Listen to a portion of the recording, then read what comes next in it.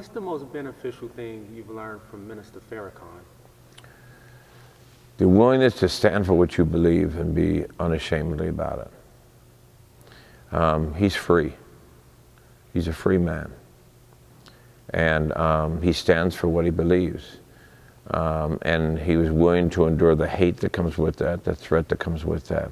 So when I experience hate and when I experience threats and all the rest, I can look and see how he's handled them, and I can look and see how Jeremiah Wright has handled them, and it gives me strength. And talking to them gives me strength. So his ability to stand for what he believes uncompromisingly, even the things that he and I may disagree about, I respect him completely for his strength and his boldness and his deep faith. How did you guys meet? Wow. Taking you back a little bit, huh? Yeah, I mean, we've been friends for probably 30 years. You know, I've spoken at the mosque. He's spoken from the church here several times. I was just with him the other morning. He and I went together to go see a friend who was sick. Yeah, he's just been a dear friend, and unashamedly, you know, people always talk about the cost I paid for being a friend of his. And nobody talks about the cost he paid for being a friend of mine. And Khalid Muhammad, you know, when he was alive, attacked the minister constantly for my relationship with him. The minister was very clear at Savior's Day. We just had the anniversary of the Million Man March a couple of weeks ago on a Sunday, and he every time will stand me up and tell the people, "This is my brother. I love him."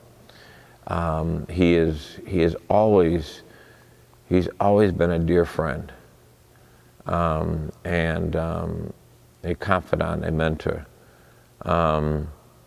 and it's been consistent through these 30 years. I mean, it's not they're here and they're not there. It's been a consistent friendship that has only grown stronger. Wow, so there was a lot of attacks towards him because of his friendship with Absolutely.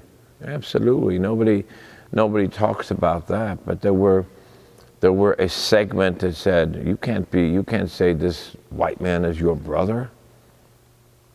You can't publicly stand with him. He's the devil. He's the enemy. Farrakhan made it very clear that he says all the time, righteousness is not a color. You know, righteousness is a character. And he has never, ever, ever apologized for our relationship, nor have I apologized for our relationship.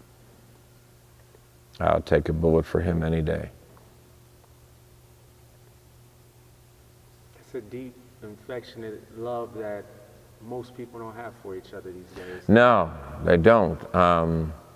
We live in a real shallow society, and so shallow that it's, you know, as soon as somebody may cost you something or cost you some attack, we disappear.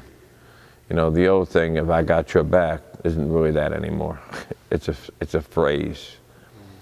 So when you have deep relationships, you know, Jeremiah, Cornel West, Harry Belafonte, Louis Farrakhan, those are, any one of them could call me at 4 in the morning and say, "Come now." I wouldn't have to ask. And I know I could call any one of them and they wouldn't have to ask. They'd be here for me.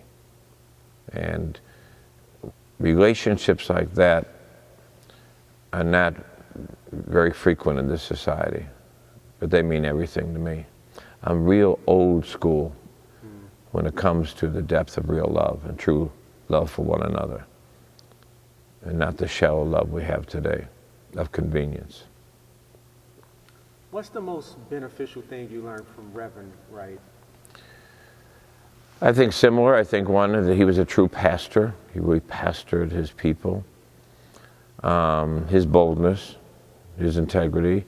I think if you look at some of the people who I call my mentors, there's that consistent thread. They stand for what they believe, they're bold about it, they're not willing to compromise, and they're unashamed about their faith. You know, Farrakhan's like that, Jeremiah's like that, Cornell's like that, Harry Belafonte's like that. Another, I should add in him because he's a dear, dear friend who has been a real model and hero to me over these last 15 years, is Spike Lee, who for the same reason does what he believes. He never got bought into the Hollywood of what's popular and what's good. He always has been a conscious film director who films, go back to Do the Right Thing, or She's Gotta Have It, his first film, and take that today, and they're as real today as they were when he first put them out. That's the quality of a person. When things that Martin spoke in '60, we can still speak today, and that truth is everlasting. Or Harry Belafonte, or Cornel West, or Farrakhan, or Jeremiah Wright, or Spike Lee, and you put those people to the work of their body of who they are. They are, when you tap into something bigger than you, into truth, truth doesn't have a time limit on it.